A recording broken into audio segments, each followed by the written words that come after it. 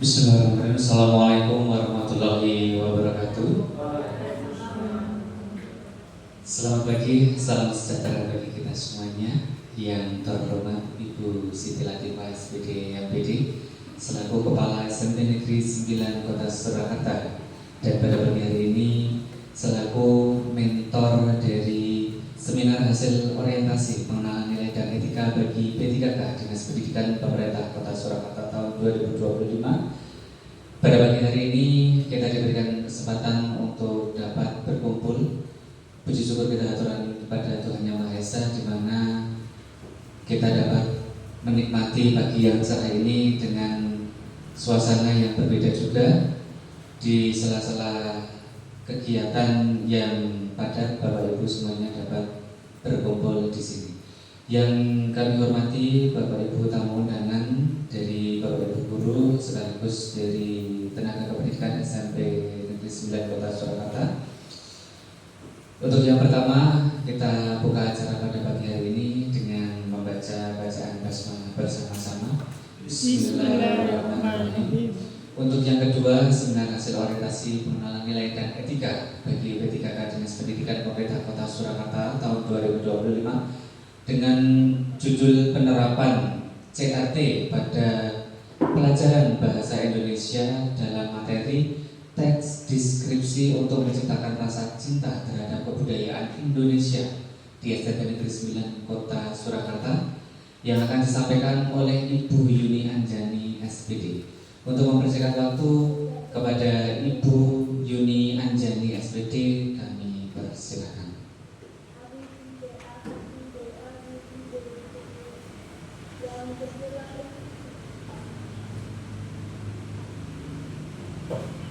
Baik, bismillahirrahmanirrahim. Assalamualaikum warahmatullahi wabarakatuh. Yang saya hormati Ibu Siti Latifah SPD MPD selaku Kepala SMP Negeri 9 Kota Surakarta sekaligus mentor kami.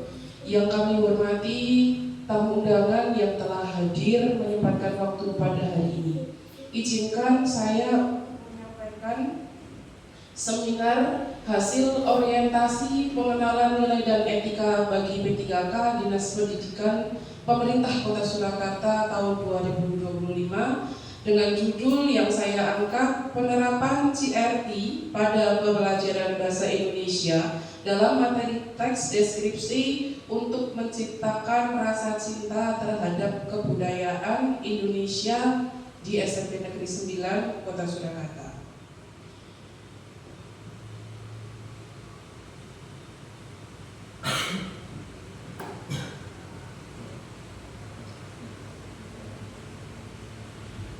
Baik, berikut adalah biodata singkat saya. Nama saya Yuni Anjani, tempat tanggal lahir Wonosobo 14 Juni tahun 1993. Jabatan saya di sini adalah sebagai guru bahasa Indonesia di SMP Negeri 9 Kota Surakarta. Dan berikut adalah mentor kami, Bu Siti Latifah SPD MPD.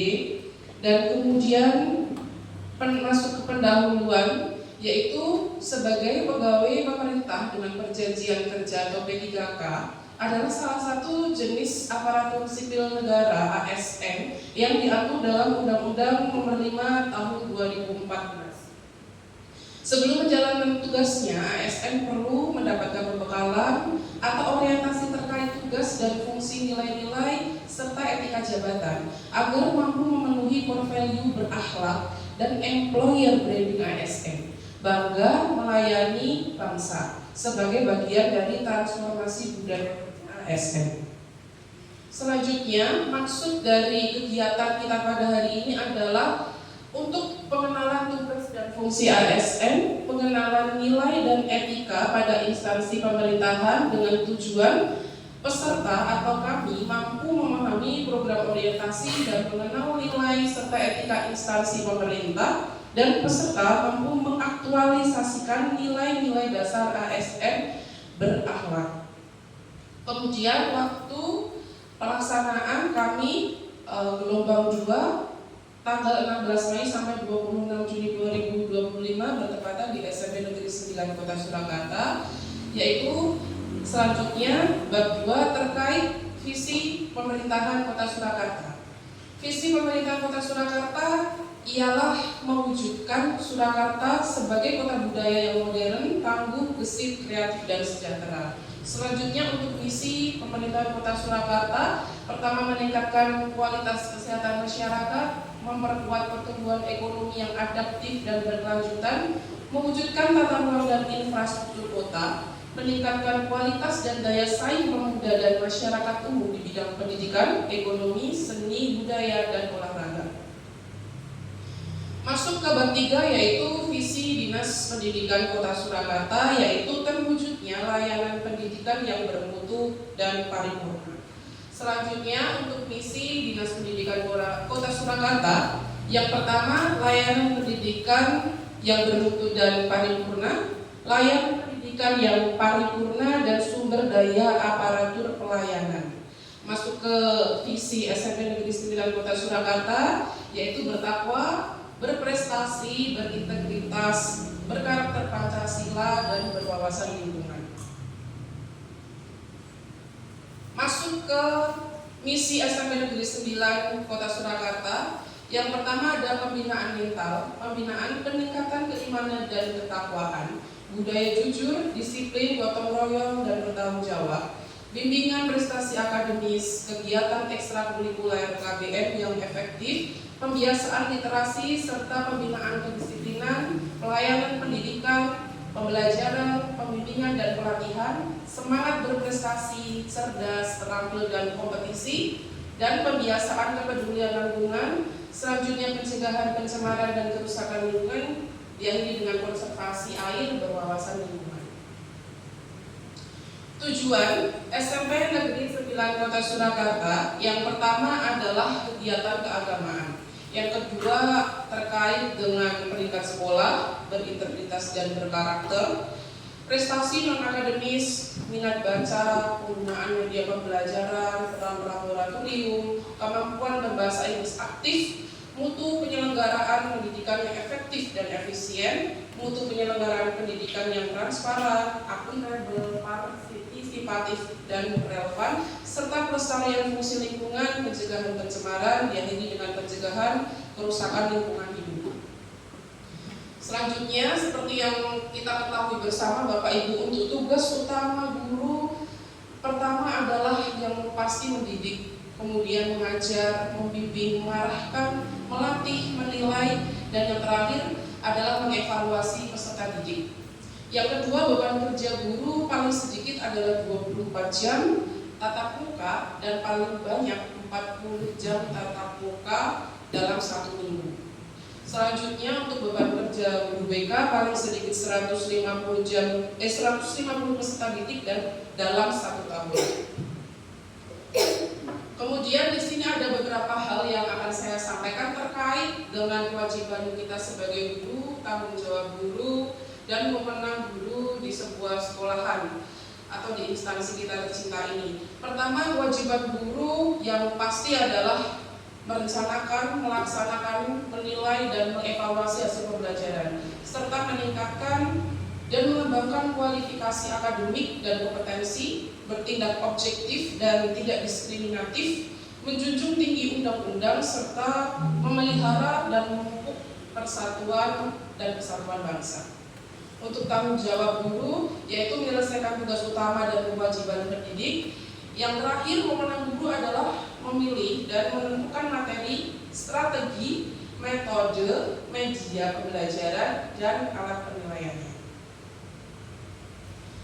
Baik, masuk ke rencana dan hasil kerja P3K yang sudah saya laksanakan dalam kurun waktu 1 tahun ini terkait dengan pembelajaran CRT yang sudah saya ajarkan dalam materi teks deskripsi terkhususnya, yaitu identifikasi isunya adalah terbatasnya pengetahuan peserta didik tentang kebudayaan Indonesia yang dimiliki. Kemudian memberikan stimulasi kepada peserta didik bahwa pembelajaran bahasa Indonesia itu luas. Seperti yang saya angkat ini, CRT adalah pembelajaran yang berbasis dengan kebudayaan. Dan di sini saya ingin mengatakan kepada peserta didik bahwasanya bahasa Indonesia tidak hanya mempelajari bahasa saja, lebih luas dan lebih kompleks. Salah satunya adalah mempelajari kebudayaan. Seperti itu. Yang ketiga adalah peserta didik kurang bisa mengimplementasikan pembelajaran dalam kehidupan sehari-hari. Jadi hubungannya dengan nomor 3 ini Bapak Ibu, kegiatan CRT ini mengharuskan peserta didik untuk mampu membangun komunikasi secara aktif di tengah lingkungan. Itu adalah batas minimal peserta didik untuk mendapatkan data-data valid terkait dengan kebudayaan yang ada di lingkungannya. Jadi isu yang diangkat adalah kurangnya pengetahuan peserta didik tentang kebudayaan Indonesia yang dimiliki. Kemudian lahirlah gagasan yang saya angkat berjudul penerapan CRT atau Cultural Responsive Teaching pada pembelajaran bahasa Indonesia dalam materi teks deskripsi untuk menumbuhkan rasa cinta kepada budaya Indonesia di SMP Negeri 9 Kota Surakarta. Kemudian seperti yang tadi saya sampaikan, mungkin Bapak Ibu Guru juga sudah ketahui terkait dengan CRT atau Cultural Responsive Teaching, yaitu sebuah pendekatan pendidikan yang mengakui, menghargai, dan mengintegrasikan latar belakang budaya, pengalaman, serta sudut pandang siswa ke dalam sebuah aspek pembelajaran, terkhususnya di sini adalah pembelajaran bahasa Indonesia. Selanjutnya, masuk ke rencana kerja untuk identifikasi isu sudah saya jabarkan tadi. Di situ saya melakukan diskusi dengan mentor saya saat itu. Kemudian saya merencanakan pembelajaran CRT dan kemudian saya mengkomunikasikan dengan peserta didik apa itu CRT dan bagaimana korelasinya dengan pembelajaran bahasa Indonesia, apakah bisa digunakan seperti itu. Dan kemudian masuk ke asesmen awal dan asesmen lanjutan terkait dengan CRT, karena CRT ini juga terkait dengan kebudayaan. Jadi di sana selain saya menggali kemampuan peserta didik dalam menulis, saya juga menggali variabel utamanya, yaitu seberapa jauh pemahaman peserta didik terhadap kebudayaan yang minimal ada di lingkungannya, seperti itu. Sehingga output atau hasilnya adalah masih pada sebatas hasil karya peserta didik mencipta teks deskripsi dengan pendekatan CRT. Untuk tahun kedua sudah sedikit meluas Bapak Ibu. Untuk kegiatannya, selain peserta didik menulis dengan pendekatan CRT, juga menggunakan media digital sebagai cara agar saya menjalankan kewajiban saya sebagai guru yang berdiferensiasi. Jadi peserta didik ini nanti menciptakan hasil karya teks deskripsinya tidak lagi dengan cara menulis, tapi sudah menggunakan media digital dan bebas sesuai dengan kreativitas peserta didik, sehingga hasilnya akan sangat beragam. Dan di sana banyak banyak teori-teori, contoh-contoh yang saya paparkan kepada peserta didik sebagai stimulasi, dan diharapkan peserta didik ini bisa kreatif dengan sendirinya. Kira-kira kemampuan saya ada di mana, bakat saya ada di mana, saya tertariknya ada di bagian mana, sehingga akan lebih condong kepada hasil yang ditampilkan melalui media digital untuk tahun kedua. Kemudian tahun ketiga, selain pendekatan CRT ini masih digunakan dan dikemas dengan media digital dan tentunya masih dengan cara berdiferensiasi, untuk kegiatannya adalah lebih mendalam lagi, yaitu siswa akan dibekali bagaimana cara menggali data lebih dalam secara langsung.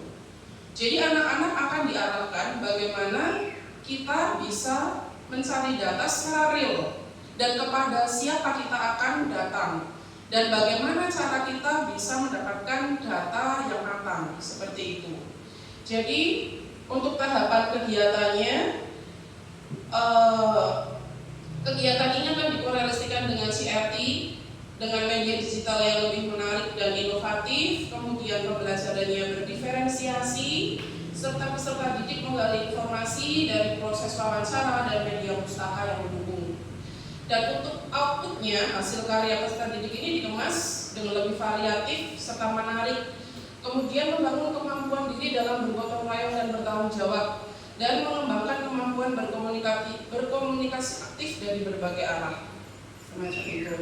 Kemudian untuk tahun keempat, selain pendekatan CRT ini masih diterapkan secara berdiferensiasi, saya di sini mengganti ada beberapa teknik yang saya terapkan, yaitu saya kemas hasil karya anak-anak itu dalam bentuk pameran sederhana di dalam kelas. Jadi bukan lagi hanya sebuah tulisan mungkin itu hanya paper saja, tulisan saja untuk laporan akhir, tapi untuk hasil karyanya akan berupa real. Jika memang anak ini akan meneliti kebudayaan makanan khas, mungkin dia akan secara real membawanya di dalam kelas, menunjukkan seperti ini loh wujud aslinya, rasanya, bagaimana prosesnya. Atau jika memang dia mau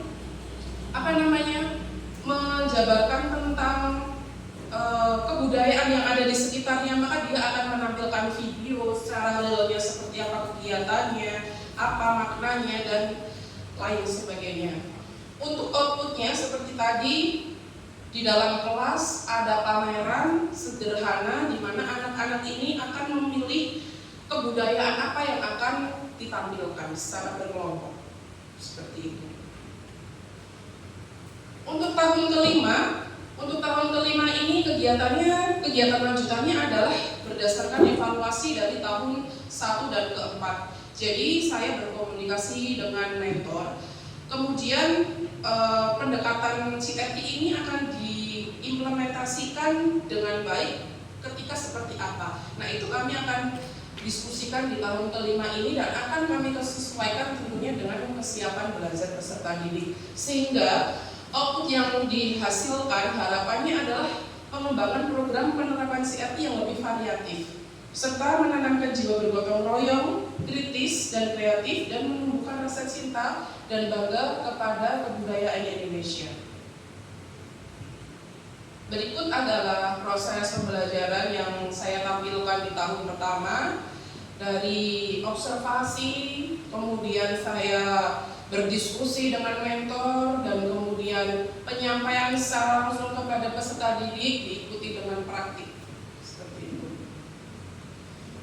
Untuk masuk ke kesimpulannya adalah pembelajaran bahasa Indonesia adalah sebuah proses panjang yang dilalui oleh peserta didik untuk menguasai bahasa Indonesia baik sebagai bahasa ibu maupun bahasa kedua. Proses ini bertujuan untuk mengembangkan kemampuan berkomunikasi peserta didik secara efektif dan efisien, baik secara lisan maupun tulisan, serta menumbuhkan apresiasi terhadap bahasa dan sastra Indonesia, dan sebagai sarana pemahaman beragam budaya Indonesia, yaitu karya sastra Indonesia yang diajarkan dalam pembelajaran bahasa memungkinkan siswa mengenal nilai-nilai luhur dan kekayaan budaya bangsa. Begitu Bapak Ibu dan Bu Mentor yang kami hormati, sekian penyampaian dari saya.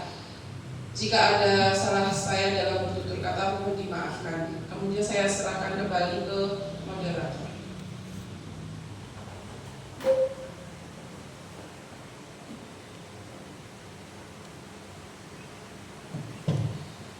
Baik, terima kasih kepada Ibu Yuni Anjani SPD yang telah memaparkan terkait dengan seminar hasil orientasi. Untuk selanjutnya adalah tanya jawab sekaligus masukan dari mentor kepada Ibu Siti Latifah SPD APD.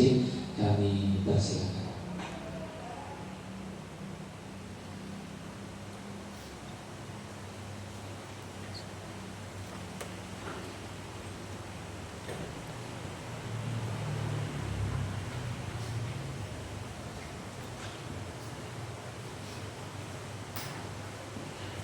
Oke, terima kasih Mas Eva.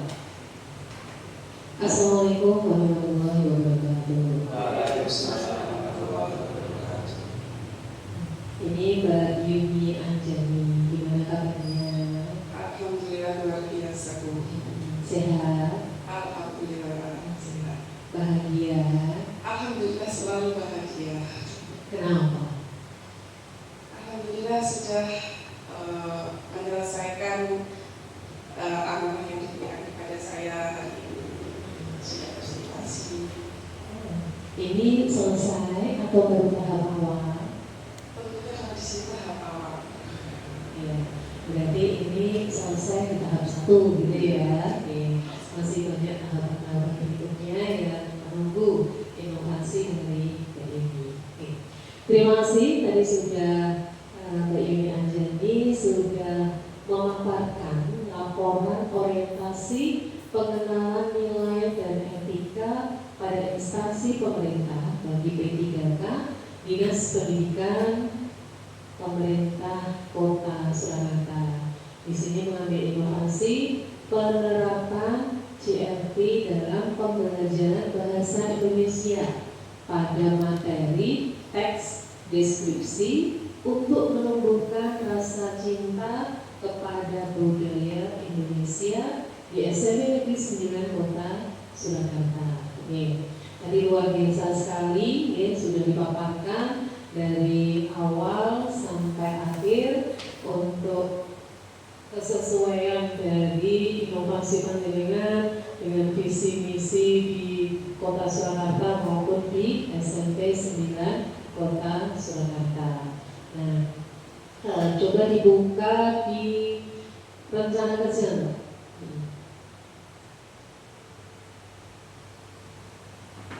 Ya. Saya hanya butuh pemanfaatan aja. Iya. Di rencana dan hasil kerja panjenengan, di sini kan ada identifikasi isu. Panjenengan mengangkat ada 3 isu yang harapannya ini sesuai dengan kebutuhan peserta didik. Di mana di sini diharapkan karena bahasa Indonesia ya, jadi nanti harapannya anak-anak itu semakin mencintai budaya bahasa Indonesia. Nah, isu yang kalian angkat itu kurangnya pengetahuan peserta didik tentang kebudayaan Indonesia yang dimiliki. Kemudian panjenengan punya strategi dengan gagasan itu. Mungkin bisa dijelaskan CRT itu apa ya? Baik Ibu, terima kasih atas pertanyaannya. Di sini CRT atau Cultural Responsive Teaching, mungkin Bapak Ibu guru sudah ada yang tahu, adalah pendekatan pembelajaran di mana di situ berpihak kepada pengakuan, istilahnya seperti itu, pengakuan dan penghargaan terhadap keberagaman budaya yang peserta didik terima di lingkungan masyarakat, sehingga itu membentuk kebudayaan peserta didik itu sendiri. Kalau CRT di bahasa Indonesia kan bisa nggak? Itu kira-kira apa ya? CRT di intinya dalam pendidikan bahasa Indonesia, CRT ini adalah pembelajaran yang berbasis kebudayaan Indonesia. Jadi penerapan pembelajaran yang berbasis kebudayaan, gitu ya. Jadi karena ini bahasa Indonesia, jadi penerapan CRT-nya berarti dihubungkan dengan bahasa Indonesia juga. Nah, terima kasih untuk informasi yang pertama. Untuk selanjutnya mungkin bisa dimantapkan lagi ketika panjenengan mengangkat isu ini, kemudian panjenengan berinovasi dengan menggunakan gagasan yang diangkat ini. Menurut panjenengan, gagasan atau strategi yang sudah panjenengan angkat ini nantinya apakah akan bisa menjawab tantangan isu yang panjenengan angkat? Baik Ibu Siti Latifah, terima kasih atas pertanyaannya. Izinkan saya untuk menjawab. Untuk keterkaitan ataupun keefektivitasan penerapan CRT ini terhadap pembelajaran bahasa Indonesia pada materi deskripsi, ketika sesuai dengan analisis yang saya lakukan pada tahap 1 itu cukup efektif. Mengatakan Ibu, bagaimana efektifnya itu terbukti dari stimulasi ataupun asesmen yang saya berikan pada awal. Ketika saya tanya pada statistik, ayo di lingkungan kamu makanannya apa? Lalu ditanya, kegiatan kebudayaan yang sering kamu lakukan ketika di desa kamu apa anak-anak? Kayak gitu. Ada yang bisa menjawab karena mungkin dia aktif, ada yang tidak bisa. Ketika ditanya kamu pernah aja. Coba sebutkan, negara kita punya sekali banyak wahana yang bisa didatangi.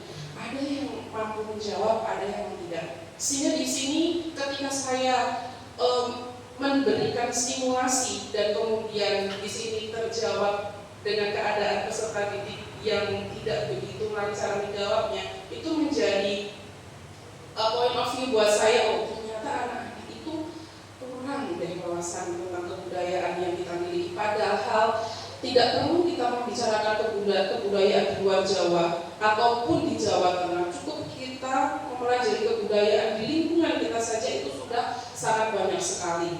Maka dari itu, sesuai dengan GRT ini, sebenarnya tujuan saya adalah untuk menumbuhkan rasa percaya diri kepada peserta didik, untuk menumbuhkan rasa pengakuan, rasa dihargai terhadap budaya yang sudah mereka terima di masyarakat, agar anak ini, peserta didik ini suka, cinta, pertama menumbuhkan rasa bangga. Ternyata kebudayaan saya itu dipertanyakan, kebudayaan saya itu dikenalkan, sehingga dari situ anak ini mau untuk memperkenalkan. Dan jauh sebelum anak memperkenalkan kebudayaan, ya harapan saya pribadi sebagai guru adalah anak ini mau mempelajarinya terlebih dahulu. Jadi ketika anak sudah mempelajari secara mendalam, kemudian anak ini dengan senang menyampaikannya di depan, maka diharapkan juga audiens atau peserta didik yang sedang mendengarkan itu akan ikut tertarik. Sehingga tanpa tidak sadar di situ akan timbul transisi pengetahuan dan akan diharapkan secara perlokusi anak itu akan sama-sama ingin belajar bersama. Ternyata kebudayaan kamu seperti ini di daerah kamu, kebudayaan di daerah saya seperti ini, saling sama-sama ingin mengetahui. Dan dari rasa ingin tahu, rasa ingin mendalami materi kebudayaan tersebut, diharapkan tumbuh rasa bangga, rasa cinta, dan tumbuh rasa bangga dan rasa cinta juga terhadap kebudayaan lain. Ternyata negara saya, Indonesia tercinta ini memiliki banyak sekali kekayaan yang saya ternyata belum tahu. Dan ketika saya ketahui, sungguh luar biasa ilmunya, sungguh luar biasa maknanya. Seperti itu. Terima kasih. Aplaus dong buat Wimi.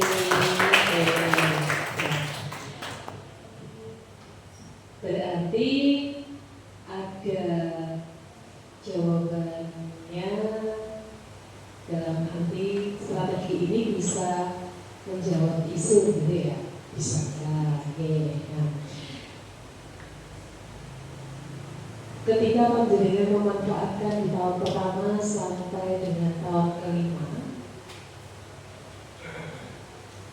ditambahkan dengan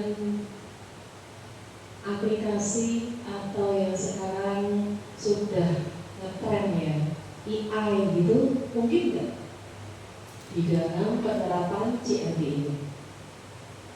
Baik Ibu, terima kasih atas pertanyaan lanjutannya. Terkait dengan AI, menurut saya itu akan sangat membantu peserta didik, apalagi bagi peserta didik yang sama sekali belum tahu. Tapi dalam artian, menurut saya pribadi Ibu, semakin berkembangnya ilmu teknologi di dalam Indonesia, di dunia ini, maka pengawasannya juga harus seimbang. Oleh karena itu, untuk meminimalisir adanya penyalahgunaan teknologi, apalagi AI yang sangat mudah sekali untuk diaplikasikan, maka mungkin saya akan mengaplikasikan itu cukup di dalam kelas. Jadi untuk meminimalisasi adanya penggunaan yang tidak diperlukan di luar kelas. Dan di sini saya sangat memanfaatkan waktu di dalam kelas, apapun itu terkait materi, LKPD, semuanya saya selesaikan di dalam. Jadi harapan saya pribadi sebagai guru juga, saya akan memahami betul manakah peserta didik yang memahami alur saya dan mana peserta didik yang sebenarnya dia hanya ikut-ikutan saja, sehingga nanti akan terbentuk di tahun keduanya adalah pada penerapan berdiferensiasi, di mana ini terkait dengan kesiapan belajar peserta didik. Jadi di tahun pertama ini sebagai pembelajaran saya dalam berdiferensiasi, tahun kedua adalah penerapan. Sebenarnya apa sih yang harus saya diferensiasikan agar anak di dalam kelas itu bisa sama-sama berkembang sesuai dengan kemampuan belajar. Oke, terima kasih. Oke, ya. Obrolan sekali lagi untuk hari ini. Oke, terima kasih. Mohon bisa dikembangkan. Oke, mudah-mudahan apa yang menjadi harapan panjenengan selama 4 tahun ke depan, oke, ini tahun pertama. Silakan nanti semoga bisa bermanfaat dan harapannya anak-anak kita semakin cinta pada budaya Indonesia. Amin. Oke. Terima kasih. Saya kembalikan ke Mas Irfan selaku moderator. Assalamualaikum warahmatullahi wabarakatuh. Waalaikumsalam warahmatullahi wabarakatuh. Terima kasih kepada Ibu Siti Latifah SPD MPD selaku mentor dari Seminar Hasil Orientasi Pengenalan Nilai dan Etika bagi P3K Dinas Pendidikan Pemerintah Kota Surakarta tahun 2025 yang telah dipaparkan oleh Ibu Yuni Anjani SPD dengan judul Penerapan CRT pada Pelajaran Bahasa Indonesia dalam materi teks deskripsi untuk menciptakan rasa cinta terhadap kebudayaan Indonesia di SMP Negeri 9 Kota Surakarta. Semoga inovasi ini menjadi bermanfaat bagi kita semuanya, terlebih untuk memajukan SMP Negeri 9 Kota Surakarta dan berkontribusi baik terhadap perkembangan pemerintah Kota Surakarta di masa yang akan mendatang. Terima kasih, kita cukupkan sampai di sini. Kita akhiri dengan bacaan alhamdulillah bersama-sama. Alhamdulillahirabbil alamin. Wabillahi taufiq wal hidayah. Assalamualaikum warahmatullahi wabarakatuh.